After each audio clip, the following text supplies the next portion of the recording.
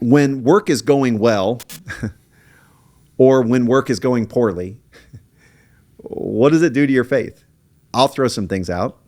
So we've had some stress in our housing, in the housing side of our business, some programs that we've relied on and depended on that have not come through, and they've created financial stress. I don't always like what comes out of me in those moments, you know, and I'm like, I'm the guy up preaching about this, you know, and I'll hang up the phone with our attorney or our CPAs or something. And I'm like, oh my gosh, like I just disconnected my faith from this moment that God gave me to be a representative of him in the marketplace, right? Do you guys ever wrestle with that? Or when work is going really, really well, you know, what does it do to your faith? I don't know. Josh. Sure. I mean, I guess I'll do the whenever it's going poorly, or like whenever there's difficulty. It definitely, I've learned that it creates a deeper dependence on God, I guess, like in those moments, because I see my flesh or my just like my natural instinct come out. So like this past year, so we used to shoot a lot of weddings. We've kind of scaled back a little bit in weddings. And as a documentary filmmaker, it's kind of fun because I feel like it's documentary boot camp because it's a real situation, or it's a situation that you have no control over. And so you can't tell them like, hey, can you walk down the aisle again? Or can you do the kiss again? Like you have to get these moments when they're happening. So it's good because it helps us then whenever we're in documentary. And I find brides and their moms are really like, they're just so chill. They're so easy chill to work with. Yeah, exactly. Yeah, exactly. Yeah.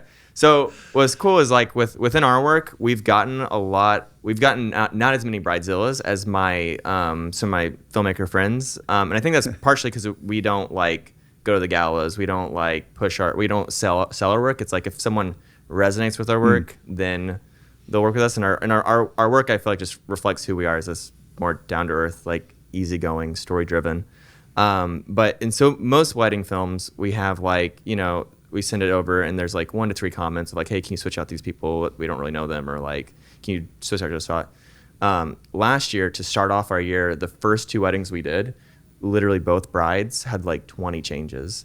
And my initial instinct and reaction was not good because it's just like, what? Like, because it's like you see someone like, okay, I understand what they're saying. And there's other ones just like, what are you talking about? And so I did in that process, I was just like, God, give me like grace to show them and also to like listen and to hear them out. But then also to like see if there's any room for just me advocating for like, hey, I think this shot should stay in there. I think it's important to the story or important to the day. But I've definitely seen that where, because I have in filmmaking, it's like I have control over like a certain amount of it whenever it's a client-based project. But like whenever there's like changes that they're wanting that like I don't agree with, that's where I have to just depend on God to like show grace and to truly listen and to put the interests of others above my own, because that's a very hard thing to do as a human. So in the editing process, putting the client's interests above my own is definitely a thing that I've seen is hard for me. So maybe your desire as an artist, the way you'd want to approach it as an artist is different than the way the client would want it as. Exactly. Yeah. That's really interesting. Yeah. Anybody else? I mean, Steve, what do you think? For me, usually it's when things are going bad is when I'm more aware of my faith, my need, my dependence on God.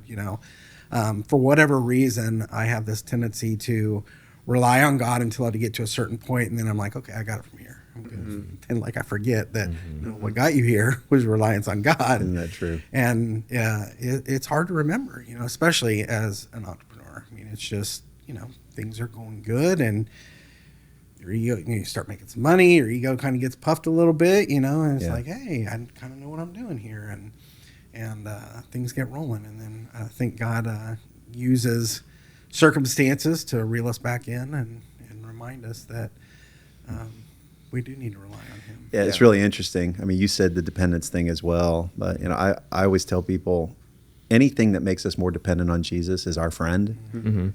Yep. Even if it stinks to high heaven as we're going through it, right? Absolutely. And when we are dependent and we are leaning into Jesus, when we are abiding in Jesus, I think that's when we're actually fully human in those moments. Yes. When we're trying to do it on our own, we actually become less than what we were created to be, you know? So it's really interesting. I feel that too. Yeah. And, you know, it's like, well, Jesus, I just want you to take away everything that makes me feel dependent on you, right? Like all the circumstances that make me feel dependent on you, please, would you remove those from my life? And and I think sometimes the Lord reminds me that, like, I love you too much to do that. Absolutely. Because it's not how you were designed. Yep. So, Trent, talk to us. Yeah, no, I feel very similarly. I've realized in the hardship and the difficulty, my level of asking goes up quite a bit. God, I have this problem. I'm stressed. I need help in this. God, would you come alongside me?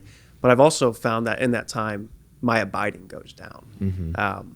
Just sitting humbly before the Lord and being in his presence and taking a slow moment with him, those moments shrink quite a bit.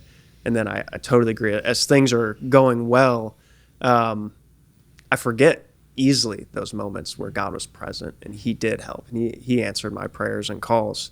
So it's another reminder of when things are going well, God likes to give me a little humility check and say, you know, look what I've done in your life so far. Yes. Look how present I have been and how I've moved. And those moments draw me then back to abiding once again in the good times, and inviting God in to the celebration of feeling light and rested and present. And it's a difficult but a joyful circle of difficulties and overcoming and letting God partner in both seasons of it.